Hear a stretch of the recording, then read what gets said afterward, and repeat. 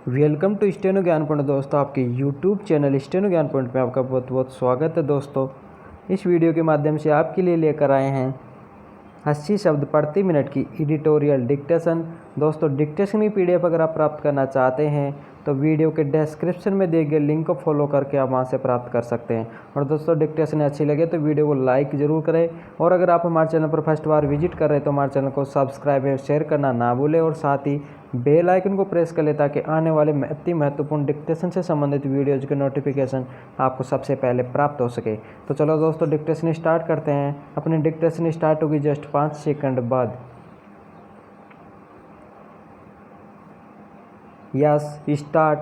पाकिस्तान की ओर से अक्सर कोई ऐसी हरकत सामने आती रहती है जिससे यह साफ लगता है कि उसकी दिलचस्पी विवाद पैदा करने में ज़्यादा है, न कि स्थितियों को सहज बना कर भारत के साथ अपने संबंधों में सुधार की दिशा में आगे बढ़ा जाए। विराम। कुछ समय पहले ही दिल्ली में पाकिस्तानी दूतावास के 2 अधिकारी जासूसी के आरोप में पकड़े गए थे, जिन्हें भारत छोड़ना पड़ा था। विराम। यह मौका दरअसल पाकिस्तान के लिए एक आईना और सबक था कि वह अपनी बेजा दखल की हरकतों से बाज आए। विराम। लेकिन विडंबना यह है कि एक परिपक्व व्यवहार के बजाय उसकी ओर से लगातार ऐसी कोशिशें जारी हैं जो तनाव पैदा करने में ही सहायक साबित होंगी। विराम। सोमवार की सुबह यह खबर आई कि इस्लामाबाद में भारतीय उच्चायोग के 2 अधिकारी गायब हो गए हैं। विराम। फिर बताया गया कि भारतीय अधिकारियों को एक सड़क हादसे के बाद पाकिस्तानी अधिकारियों ने गिरफ्तार कर लिया है। विराम। जबकि कूटनीतिक समझौतों के मुताबिक किसी देश के उच्चायोग के अधिकारी को गिरफ्तार नहीं किया जा सकता। विराम।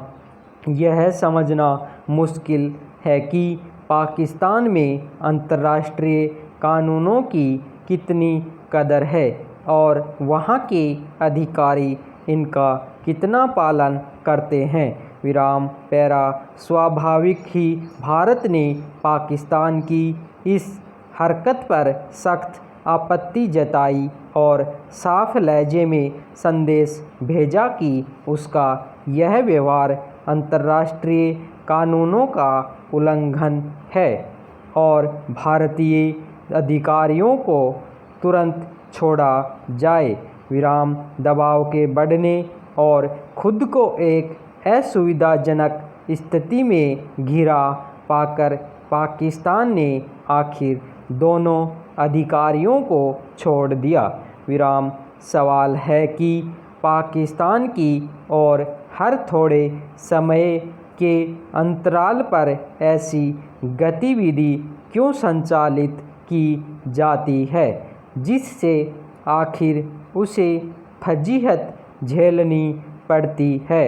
हाल ही में एक खबर आई थी कि पाकिस्तान में भारतीय उच्चायोग के अफसरों पर बेवजह ही अतिरिक्त निगरानी रखी जा रही है और वहाँ की खुफिया एजेंसी ISI अधिकारियों का पीछा करते हैं और उन्हें परेशान करते हैं। विराम। क्या गारंटी है कि इस्लामाबाद में भारतीय उच्चायोग के जिन 2 अधिकारियों को गिरफ्तार किया गया था उसके पीछे इसी तरह की हरकत नहीं है।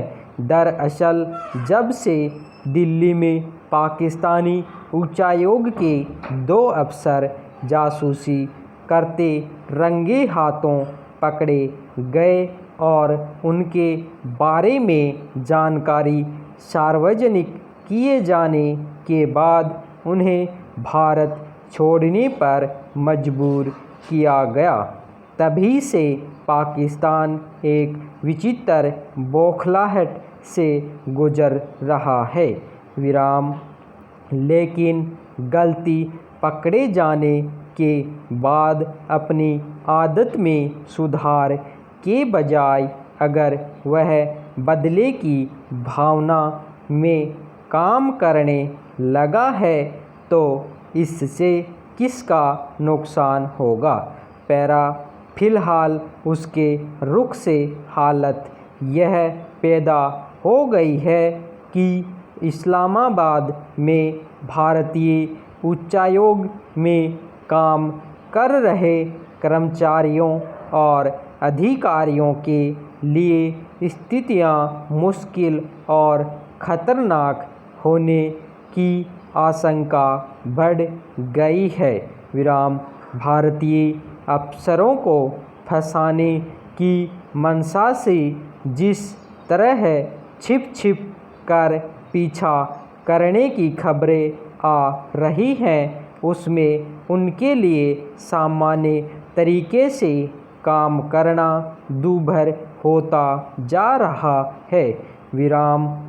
ऐसी शिकायतों के बाद भारत ने पाकिस्तान को वियना समझौते की याद दिलाई है और कहा है कि भारतीय उच्चायोग के कर्मचारियों की सुरक्षा सुनिश्चित की जाए और उन्हें अपना काम जारी रखने दिया जाए।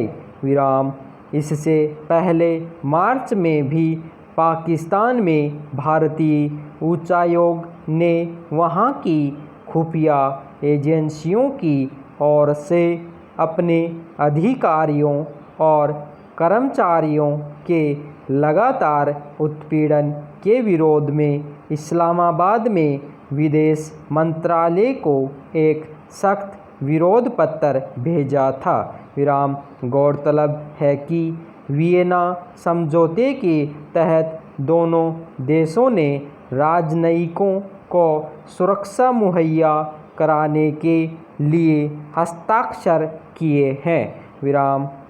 लेकिन पाकिस्तान की ओर से इसका अक्सर उल्लंघन किया जाता रहा है।